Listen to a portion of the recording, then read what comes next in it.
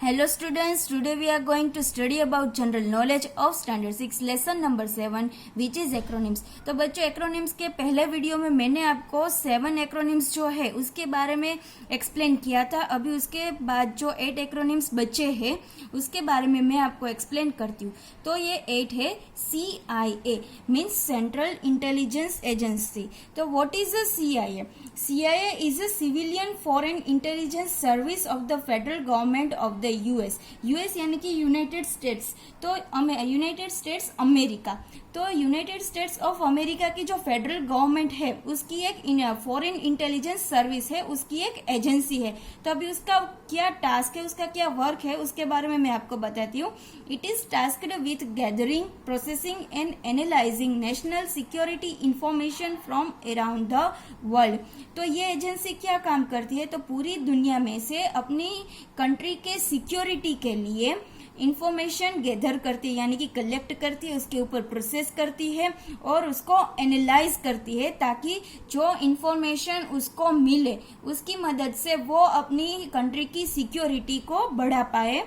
और उसमें जो प्राइमरीली जो उसके ह्यूमन इंटेलिजेंस होता है उसके ऊपर उन्होंने ज्यादा इम्पोर्टेंस दिया है, ह्यूमन इंटेलिजेंस को। उसके बाद है DDT। DDT means dichloro diphenyl trichloroethane. तो व्हाट इज अ DDT?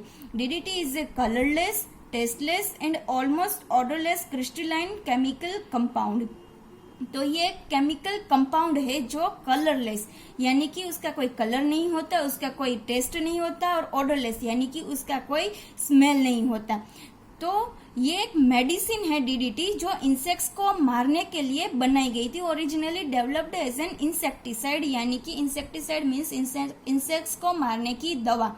तो पहले ये इंसेक्ट्स को मारने के लिए ये मेडिसिन बनाई गई थी, but it became infamous for its environmental impacts.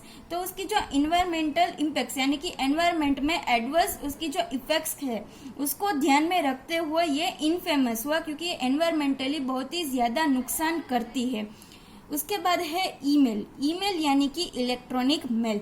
तो बच्चों पहले के जमाने में यानी कि एंशियंट पास्ट में जब भी किसी को मैसेज पहुंचाना होता था, संदेशा पहुंचाना होता था, तो हम लेटर थ्रू, पोस्ट थ्रू वो संदेशा भेजते थे। लेकिन अभी जो टेक्नोलॉजी डेवलप हुई है उसकी मदद से यानी कि इंटरनेट की मदद से हम मोबाइल या तो फिर कंप्यूटर के थ्रू एक दूसरे को मैसेजेस है वो कुछ ही सेकंड में भेज सकते हैं, जिसको हम क्या कहते हैं, ईमेल यानी कि इलेक्ट्रॉनिक मेल।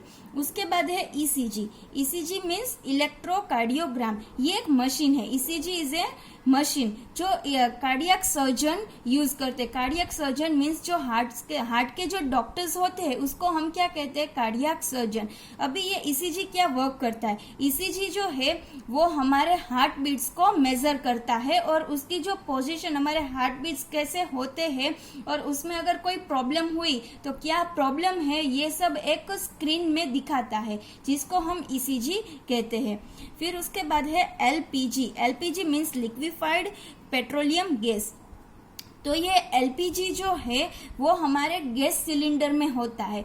जो बच्चों ये एक ऐसा गैस है जो सिलेंडर में लिक्विड फॉर्म में होता है। उस गैस सिलेंडर को अगर हम हमारे गैस स्टोव के साथ अटैच कर दे तो गैस स्टोव ऑन हो सकता है। तो ये LPG एक ऐसा गैस है जो एक लिक्विड फॉर्म में है।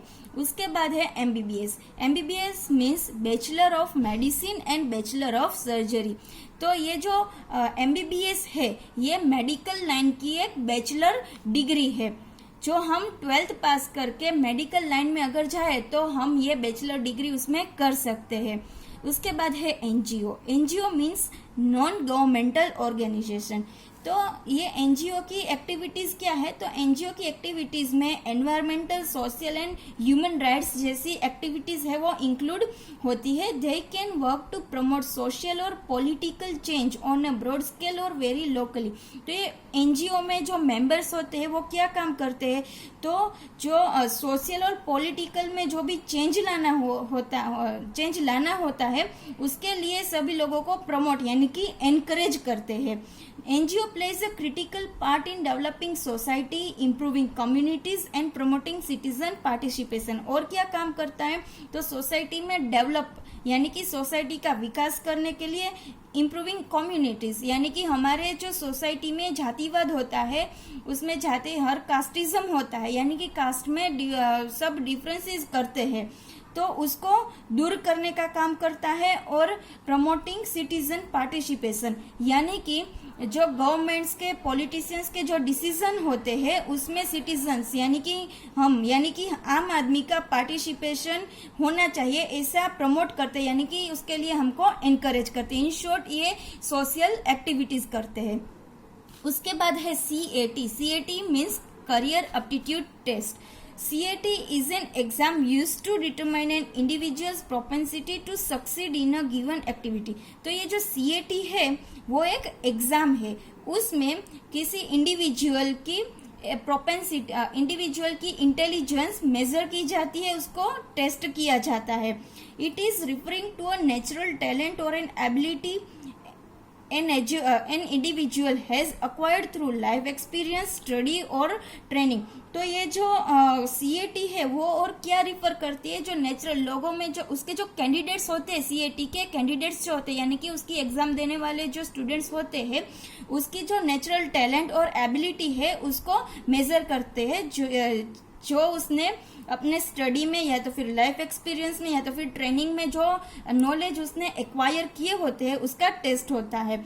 यानी कि बच्चों जो बड़ी बड़ी कॉलेजेस होते हैं जिसमें स्टूडेंट्स बड़ी बड़ी डिग्रीज लेने के लिए पढ़ते हैं, तो वहाँ पे एक बड़ी बड़ी जो कंपनीज होती है वो इंटरव्यू लेने के लिए आती है यानी कि उसको हम कैंपस इंटरव्यू बोलते हैं। तो उस कैंपस इंटरव्यू में जो है CAT जो एग्जाम है उसको इंक्लूड किया जाता है। Thank you.